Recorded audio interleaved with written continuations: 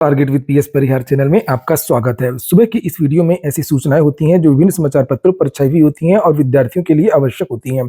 तो आइए शुरू करते हैं और देख लेते हैं कि आज के समाचार पत्रों में विद्यार्थी जीवन से संबंधित कौन-कौन सी सूचनाएं हैं। तो वीडियो को जल्दी से लाइक कर दें, शेयर कर दें और जिन छात्रों ने चैनल को अभी भी सब्सक्राइब न किया हो तो जल्दी से सब्सक्राइब कर लें ताकि आप लोगों को इसी प्रकार की ऑथेंटिक अपडेट से सबसे पहले मिलती रहे। आगे बढ़ने से पहले एक सूचना है उन विद्यार्थियों के लिए जो विद्यार्थी यूपी पीसीएस अथवा बिहार पीसीएस या यूपी पीएससी की आरओ भर्ती की तैयारी कर रहे हैं। वे सभी अभ्यर्थी फिजिक्स वाला के प्लेटफॉर्म यूपी पीएससी वाला में आकर के अपनी तैयारी पूरी कर सकते हैं। यहाँ पर देख सकते हैं आप लोग यूपी पीसीएस की जो आरओ की वैकेंसी है उसके लिए कोर्स स्टार्ट हो गया समीक्षा 2.0 के नाम से और इसकी फीस बहुत कम रखी गई है, मात्र 1299 रुपए। और अगर आप लोग एक कोड का प्रयोग करेंगे यानी PSP 200 तो आप लोगों को 200 रुपए की छूट भी मिल जाएगी। इस तरीके से ये परचेज करते समय यहाँ पर आप लोगों को सारी चीजें मिलेंगी, पूरा का पूरा स्टडी मटेरियल मिलेगा जो तैयारी करने के लिए आवश्यक होता है, जैसे live classes, recorded videos, PDF सामग्री, monthly current affairs, PYQ analysis इत्यादि। यहाँ पर पीसीएस की भी फीस देख सकते हैं 4,499 रुपए। इसमें आप कोड लगाएंगे PSP 500 और बीपीएससी वाला जो बैच है सक्षम के नाम से, इसमें भी आप लोग कोड लगा सकते हैं PSP 500 तो आप लोगों को 500 रुपए की इसमें भी छूट मिल जाएगी। यूपीएससी वाला प्लेटफॉर्म अपनी बेहतरीन पढ़ाई पद्धति और बेहतरीन गाइडेंस के लिए जाना जाता है और ये सारा का सारा जो स्टडी मटेरियल है वो आप लोगों को फिजिक्स वाला के एप्लीकेशन पर मिलेगा और फिजिक्स वाला एप्लीकेशन की जो लिंक है वो मैंने डिस्क्रिप्शन बॉक्स और कमेंट बॉक्स दोनों जगह उपलब्ध करा दी है। चलिए शुरू करते हैं। अच्छा, थंबनेल देख करके आपको लग रहा है कि नहीं कि चुनाव नजदीक आ रहे हैं। ऐसी सूचनाएं समाचार पत्रों के माध्यम से दी गई हैं जिससे साफ पता चलता है कि ये चुनावी घोषणाएं हैं।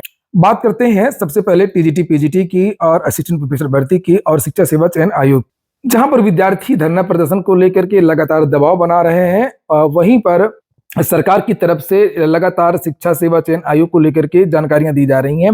लिखा है नए शिक्षा सेवा चयन आयोग की नियमावली को कैबिनेट से मंजूरी मिलते ही इसके अध्यक्ष एवं सदस्यों की नियुक्ति की प्रक्रिया पर काम शुरू हो गया है और एक सप्ताह में अध्यक्ष और सदस्यों की नियुक्ति के लिए विज्ञापन जारी होने और 1 से 1.5 माह में इनकी नियुक्ति प्रक्रिया पूरी होने की उम्मीद है। उत्तर प्रदेश माध्यमिक शिक्षा सेवा चयन बोर्ड प्रयागराज का परिसर नए आयोग का मुख्यालय होगा। नए आयोग के अस्तित्व में आते ही सबसे पहले लंबित पड़ी शिक्षक भर्ती शुरू कराई जाएगी। 2-3 लंबित भर्तियां हैं, जैसे एक टीजीटी पीजीटी 2022 जिसके लिए आवेदन लिए गए थे और एक असिस्टेंट प्रोफेसर भर्ती और कुछ पुरानी भर्ती हैं जैसे टीजीटी 2011 जीव विज्ञान इत्यादि।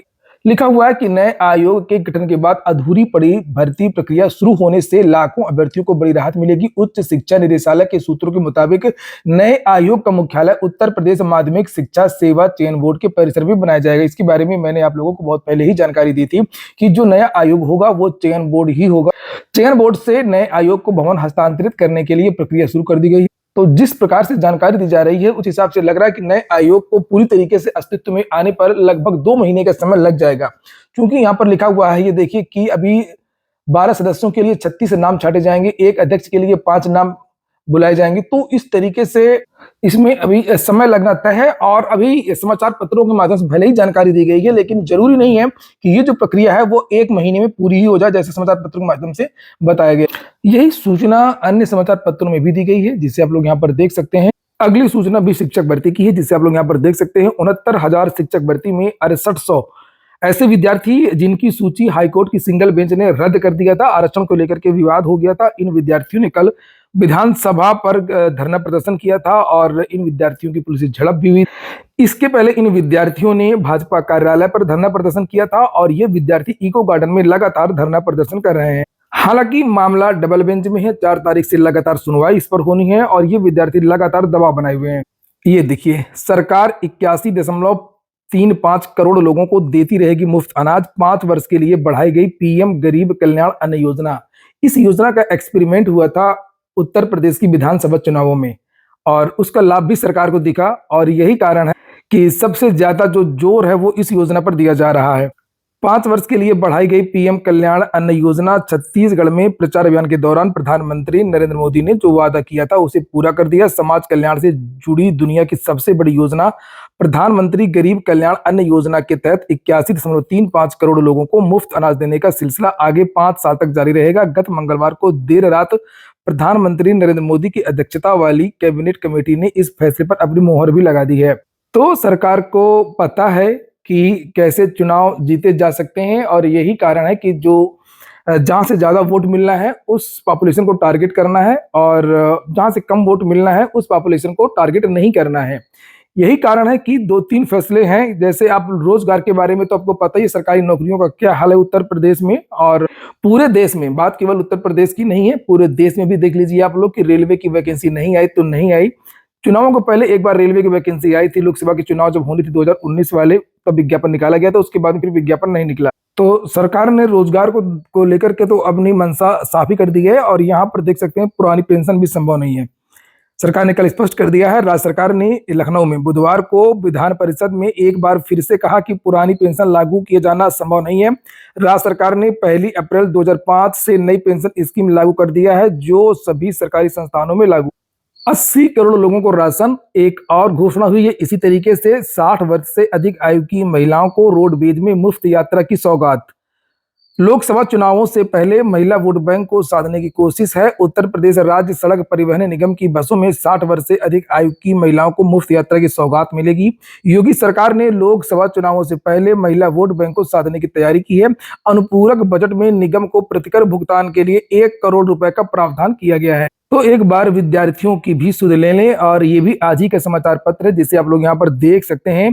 प्रतियोगी छात्रा ने फांसी लगा खत्म करी जिंदगी। सुल्तानपुर की रहने वाली थी छात्रा, चांदपुर सलोरी में किराए पर रहती थी। प्रतियोगी परीक्षाओं की तैयारी करने वाली एक छात्रा ने फांसी लगा करके जान दे दी। शिवकुटी पुलिस ने फोरेंसिक टीम की मदद से तफ्तीश की है लेकिन आत्महत्या का कारण स्पष्ट नहीं हो सका। छात्रा के परिजनों का रो रो कर बुरा हाल है। तो प्रयागराज में ये आत्महत्याओं का जो सिलसिला है वो जारी है। छात्र बहुत ज्यादा अवसाद में है। सरकारों के पास प्रतियोगी छात्रों के लिए, बेरोजगारों के लिए कोई भी योजनाएं नहीं है, कोई भी योजनाएं घोषित नहीं की जा रही। सीटीटी के लिए अब आवेदन कल तक, सीटीटी की जो लास्ट डेट है वो फिर से बढ़ा दी गई है दूसरी बार और लिखा कि विद्यार्थी अब 1 दिसंबर तक आवेदन कर सकते हैं रात्रि 12 बजे तक। और गौरतलब है कि आवेदन की प्रक्रिया 27 नवंबर को समाप्त हो गई थी। और इसके नीचे एक और न्यूज है डीएलएड वालों के लिए, ऐसे डीएलएड छात्र जिन्होंने एनआईओएस से ये डिप्लोमा किया था। राष्ट्रीय मुक्त विद्यालयी शिक्षा संस्थान से 18 माह के डीएलएड करने वाले को नियुक्ति पर केंद्रीय विद्यालय संगठन ने रोक लगा दी है। यह निर्णय केंद्रीय विद्यालय संगठन केवीएस ने सुप्रीम कोर्ट का आदेश आने के बाद लिया गया। सुप्रीम कोर्ट ने केवीएस सहित अन्य जितनी भी भर्तियां हैं उनमें से जिन्होंने एनआईओएस से डीएलएड किया था उन विद्यार्थियों को बाहर कर दिया है। लिखा है कि बिहार से 2,85,000 शिक्षकों ने किया है कोर्स। एनआईओएस ने 2017 में देश भर के सरकारी और गैर सरकारी स्कूलों में कार्यरत शिक्षकों के लिए यह कोर्स करवाया था। बिहार की बात करें तो 2,85,000 शिक्षकों ने यह कोर्स किया है। इसमें 2 लाख निजी स्कूल और 85,000 सरकारी स्कूल के शिक्षक शामिल हैं। तो आखिरकार इस तरीके का कोर्स क्यों करवाया कुछ समझ में नहीं आता है। विद्यार्थियों का समय भी बर्बाद हुआ, पैसे भी बर्बाद हुए और ये कोर्स भी रद्द कर दिया गया। अभी हाल ही में केवीएस का परिणाम जारी हुआ है और केवीएस से अब ये विद्यार्थी बाहर कर दिए गए हैं। अगली सूचना बिहार शिक्षक भर्ती की है। 92,000 शिक्षकों ने किया था योगदान। 1,20,000 पदों पर परिणाम जारी हुआ था। 1,79,000 पर विज्ञापन जारी हुआ था और केवल 92,000 विद्यार्थियों ने योगदान किया है। उसी के बारे में यह जानकारी दी गई है कि 30 नवंबर की शाम 5 बजे के बाद योगदान स्वीकार नहीं होगा, मतलब ज्वाइनिंग नहीं होगी। और 92,000 विद्यार्थियों ने ज्वाइन कर लिया है। तो लगभग 28,000 जो पद हैं वो रिक्त हो गए हैं और 28,000 जो ये पद है लिखा हुआ है वो अगली भर्ती में जोड़ा जाएगा। ये देखिए लिखा है बिहार लोक सेवा आयोग द्वारा की गई पहले चरण की नियुक्ति में जो पद खाली रह जाएंगे उन्हें आगे की बहाली में जोड़ा जाएगा। तो ये वाली भर्ती नहीं, इसके आगे जो भर्ती आनी है तीसरी वाली जो शिक्षक भर्ती होगी उसमें पद जोड़े जाएंगे, क्योंकि बिहार ने कहा था कि हर साल अब भर्तियां आएंगी और अगस्त के महीने में ये परीक्षा होगी। लिखा पहले चरण में 28,800 वैसे भर्ती चयनित हो गए थे नियोजित, जो पूर्व में नियोजित थे, और बड़ी संख्या में ऐसे हैं जो नई जगह पर योगदान नहीं दे रहे हैं। वेटिंग लिस्ट की बात करें तो शिक्षक भर्ती की, लिखा शिक्षा विभाग के निर्देश के बाद आएगा पूरक रिजल्ट। अभी नहीं आएगा, थोड़ा इसमें समय लगेगा क्योंकि 30 तारीख तक तो ज्वाइनिंग है आज तक। इसीलिए लिखा हुआ है कि शिक्षक नियुक्ति के पहले चरण में समग्र रिपोर्ट तैयार होने के बाद ही रिजल्ट तैयार किया जाएगा। इसमें अभी समय लगेगा। आयोग का ध्यान दूसरे चरण की परीक्षा पर है। अभी दिसंबर के महीने में जो परीक्षाएं हैं उस पर आयोग लगा हुआ है। इसलिए इसमें भी देरी लगेगी। बहुत सारे ऐसे छात्र हैं जो वीडियो देखते हैं मगर भूल जाते हैं कि वीडियो को लाइक भी करना है, इसलिए आप लोग लाइक अवश्य कर दिया करें और जो नए छात्र हो तो चैनल को सब्सक्राइब भी कर लें ताकि आप लोगों को इसी प्रकार की ऑथेंटिक अपडेट सबसे पहले मिलती रहे। 10 लाख युवाओं को सरकारी नौकरी देने के लिए रोजगार मिला है। प्रधानमंत्री आज 51,000 विद्यार्थियों को नियुक्ति पत्र सौंपेंगे। ये हो गया आज का वीडियो आपको अच्छा लगा हो, आपके काम का हो तो लाइक अवश्य कर दें। जिन छात्रों ने चैनल को सब्सक्राइब ना किया हो सब्सक्राइब कर लें। पूरा वीडियो सुनने के लिए बहुत बहुत धन्यवाद।